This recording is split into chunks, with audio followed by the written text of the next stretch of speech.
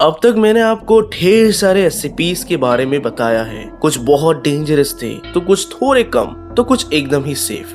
लेकिन क्या हो अगर मैं आपको एक ऐसे एससीपी के बारे में बताऊं जो कब कीटर है और कब सेफ, इस बात का पता ही ना चले। जी हाँ दोस्तों, आज हम एक ऐसे एससीपी के बारे में बात करने वाले हैं जो कि बहुत जायंट है और वो इंसानों को खा जाता है। मिलिए डॉक्टर मैक्सवेल से। डॉक्टर मैक्सवेल जो कि एक एक्सपर्ट रिसर्चर थे, कुछ ही महीनों पहले उनकी छोटी सी गलती ने उनके साथ काम कर रहे कई रिसर्चर्स की जान ले ली। डॉक्टर मैक्सवेल को इसके लिए आर्म्ड बायो कंटेनमेंट एरिया 14 में भेजा जा रहा था, जिसके साथ उनका एक्सपर्ट रिसर्चर का टाइटल लेकर उन्हें D8724 का टाइटल दे दिया गया। यानी अब उन्हें डी क्लास कैटेगरी में डाल दिया गया, जो कि इनडायरेक्टली किसी को डेथ के लिए पनिश करने के लिए होता है। एरिया 14 में जाते वक्त उन्होंने डी क्लास लोगों की तरह ऑरेंज कलर का सूट नहीं पहना था। इंस्टेड उन्होंने किसी 18th सेंचुरी के फ्रांस के रॉयल पर्सन जैसे कपड़े पहने थे, जो कि तब पहना जाता है जब आप किसी रॉयल पर्सन से मीट करने वाले हो। पर उन्हें पता नहीं था कि वो एक्चुअल में किस रॉयल पर्सन से मिलने वाले हैं। तभी उन्होंने जनरल डायरेक्टर से विनती की कि उन्हें कोई और असाइनमेंट दे देना चाहिए, लेकिन जनरल डायरेक्टर ने इस बात से सीधा इनकार कर दिया। उन्होंने कहा कि डॉक्टर मैक्सवेल को SCP-082 से मिलना ही होगा। उन्होंने आगे कहा कि वैसे भी डॉक्टर मैक्सवेल बहुत बात करने वाले लोगों में से हैं। अगर SCP-082 से डॉक्टर मैक्सवेल की अच्छी पेयरिंग हो जाए तो श्योरली वो अपनी जान बचा कर लौटेंगे। डॉक्टर मैक्सवेल ने पहले भी SCP-082 के बारे में काफी कुछ सुना था, पर तब तक उन्हें लग रहा था कि ये सब सिर्फ बनी बनाई कहानियां हैं। पर धीरे धीरे उन्हें भी अब इससे डर लगने लग रहा था। डॉक्टर मैक्सवेल को रूम के अंदर भेज दिया गया, जहां से गार्ड्स ने दरवाजे को बाहर से लॉक कर दिया। वहां के बड़े बड़े सीलिंग फर्नीचर्स के बीच डॉक्टर मैक्सवेल को पौने जैसा एहसास हो रहा था। उसका कंटेनमेंट जोन देखकर डॉक्टर मैक्सवेल को इतना तो पता चल गया कि SCP-082 को SCP फाउंडेशन एक राजा जैसे ट्रीट करते हैं। पर ऐसा क्यों? सारे जवाब आपको इसी वीडियो में मिलेंगे। डॉक्टर मैक्सवेल को उस मॉन्स्टर से इंटरैक्ट करने की ट्रेनिंग नहीं दी गई थी, पर फिर भी उन्हें कुछ बातें बताई गई थी, जैसे मॉन्स्टर से बात करते रहो, उसके साथ फ्रेंडली नेचर बना के रखो, उसके मिस्टीरियस पास्ट को ज्यादा जानने की कोशिश करो, और सबसे जरूरी बात थी कि मॉन्स्टर को बिल्कुल भी परेशान मत करना, वरना कभी जिंदा वापस नहीं लौट पाओगे। डॉक्टर मैक्सवेल अपने दिमाग में सोच ही रहे थे कि वो क्रिएचर कितने से कितना बड़ा हो सकता है कि तभी उनके सामने आ जाता है वो मॉन्स्टर SCP-082। SCP-082 8 फीट का एक जाइगेंटिक ह्यूमन था, जो कि अपने रहने वाले कासल से भी ज्यादा स्ट्रॉन्ग था। उसका पूरा वजन 300 किलो से भी ज्यादा था। इस मॉन्स्टर का फूला हुआ शरीर पूरे मसल से भरा हुआ था, इसीलिए लगभग सारे वेपन्स के अटैक को वो सह सकता था। वो मॉन्स्टर डॉक्टर मैक्सवेल को ही देखे जा रहा था। डॉक्टर मैक्सवेल ये एक्सप्रेस नहीं कर पा रहे थे कि अंदर से उनकी पूरी फट चुकी थी। उन्होंने अपने डर को काबू में रखते हुए मॉन्स्टर के सामने झुकते हुए योर हाइनेस कहकर मॉन्स्टर को रॉयल पर्सन का दर्जा दिया, जैसे उन्हें इंस्ट्रक्शन दी गई थी। इस अप्रिसिएशन के बाद वो मॉन्स्टर मैक्सवेल की तरफ कुछ समय तक देखते रहा और फिर एक बड़ी सी स्माइल दी। उसके स्माइल में उसके बड़े बड़े दांत साफ झलक रहे थे, जो कि सिर्फ सिंगिंग और खाने के अलावा कोई काम नहीं करते। मॉन्स्टर का नाम फर्नैंड था। फर्नैंड ने खुशी जताते हुए मैक्सवेल को कंपनी देने के लिए शुक्रिया कहा और उसे अंदर आने के लिए इनवाइट किया। साथ ही उसने ऐसे प्रिटेंड किया कि वो मैक्सवेल को नहीं खाएगा। फर्नैंड ने कहा कि अभी के समय उससे मिलने कोई भी नहीं आते हैं, पर उसे इसका कारण पता नहीं कि उसके सबको खा जाने के डर की वजह से कोई आना नहीं चाहता। मैक्सवेल अपना सर हिलाते हुए फर्नैंड के साथ जाना सही समझा, पर तभी उन्होंने उसके हाथों को गौर किया, जो कि बड़े बड़े पंचिंग बैग जैसे लग रहे थे। मैक्सवेल को पता था कि अगर इस मॉन्स्टर ने अपने हाथों से उसे मारा तो उसका बचना नामुमकिन है। उन्होंने बहुत पहले ऐसा कुछ सुना था कि इससे पहले जब मॉन्स्टर एक बार रिलीज हो गया था तो उसने कितनी बुरी तरह से ऑफिसर्स को मारा था। फर्नैंड ने मैक्सवेल से कहा कि वो अपने घर की डेकोरेशन करवाना चाहता है। उसने हाथ दिखाते हुए एक दीवार की तरफ इशारा किया जिस पर लाल रंग का कलर चढ़ा हुआ था। मैक्सवेल को तभी याद आया कि डी क्लास लोगों को हर महीने फर्नैंड के कंपार्टमेंट में भेजा जाता था ताकि वो लोग वहाँ की गंदगी को साफ कर पाए, पर एंड में उनका ही सफाया हो जाता था। What do you mean?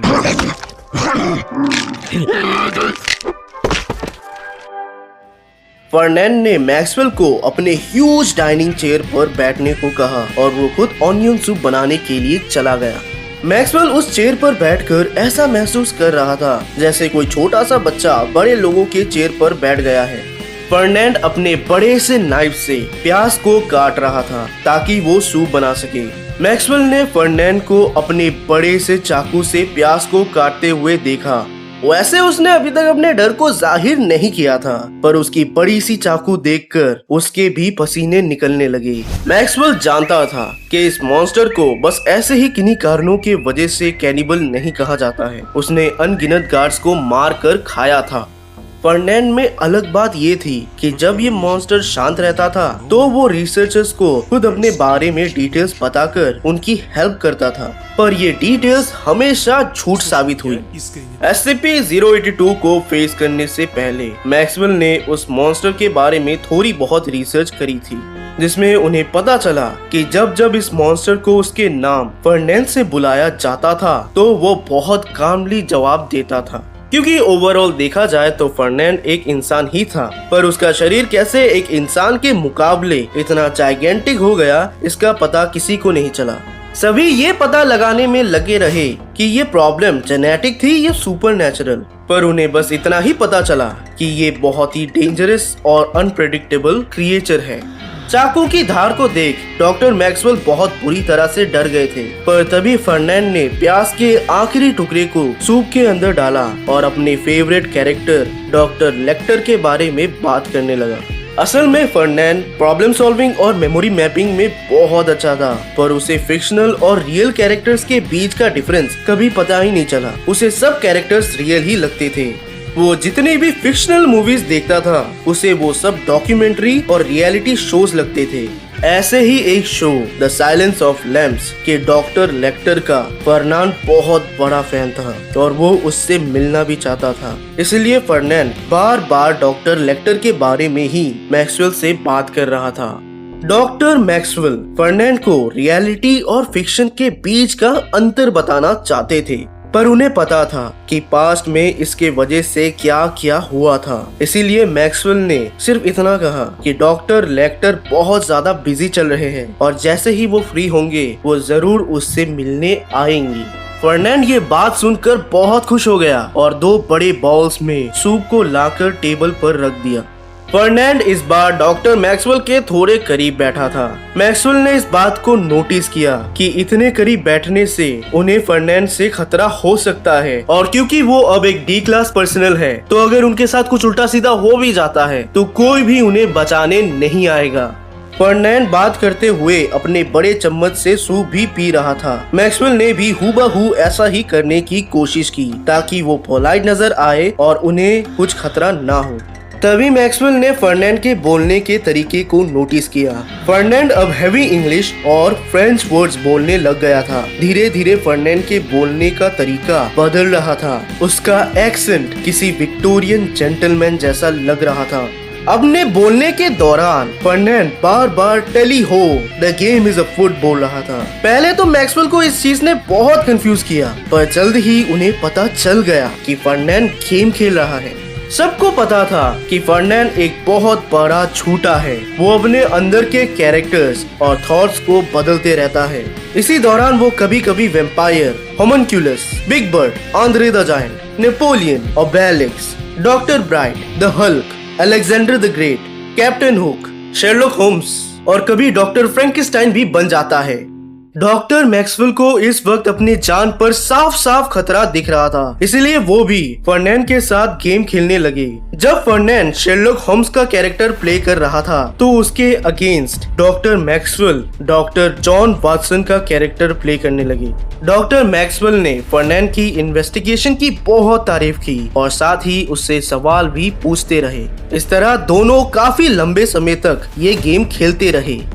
Game के एंड आने तक डॉक्टर मैक्सवेल को भी मजा आने लगा था। वो बस यही सोच रहे थे कि उनकी बातों ने उन्हें अभी तक बचा कर रखा है। पर तभी अचानक फर्नैंड बोलना बंद करके बर्फ जैसा जम गया।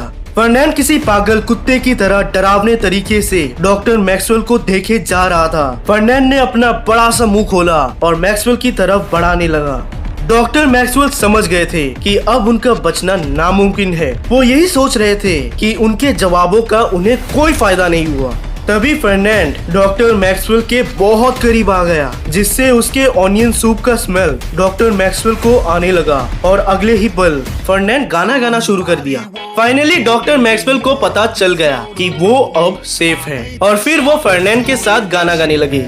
थोड़े समय बाद गार्ड्स आए और डॉक्टर मैक्सवेल को सही सलामत उस कंपार्टमेंट से बाहर ले गए। डॉक्टर मैक्सवेल को लगा कि उन्होंने फर्नैंड को अब दोस्त बना लिया है और काफी हद तक कंट्रोल भी कर लिया है और ये आखिरी बार था जब उन्हें ऐसे किसी जाइगेंटिक क्रिएचर से मिलना पड़ेगा। पर एक हफ्ते बाद डॉक्टर मैक्सवेल को पता चला कि उनकी परफॉर्मेंस रिपोर्ट आ चुकी है, जिसके साथ उनके सुपेरियर ने उन्हें ये बात बताई कि फर्नैंड को डॉक्टर मैक्सवेल की कंपनी बहुत अच्छी लगी, इतनी अच्छी कि वो मैक्सवेल के साथ एक डिनर करना चाहते हैं। ओह नहीं!